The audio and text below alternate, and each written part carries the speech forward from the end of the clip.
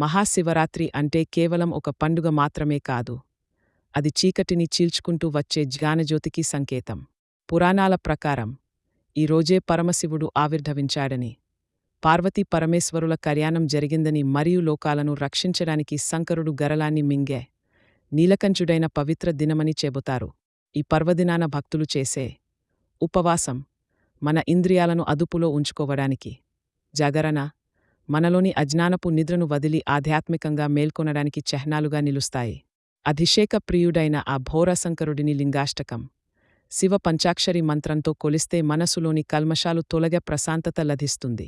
మీరు కూడా ఈ శివరాత్రి విశిష్టతను, లింగోద్భవ కాలం యొక్క ప్రాముఖ్యతను మరియు శివతత్వాన్ని పూర్తిగా తెలుసుకోవాలనుకుంటే మా ఈ వీడియోను చివరి వరకు చూడండి. మీకు ఈ ఆధ్యాత్మిక సమాచారం నచ్చితే లైక్ చేసి కామెంట్ బాక్స్లో ఓం నమః శివాయ అని టైప్ చేయండి. మరిన్ని ఆసక్తికరమైన పురాణ రహస్యాల కోసం మా ఛానల్ని సబ్స్క్రైబ్ చేసుకోండి.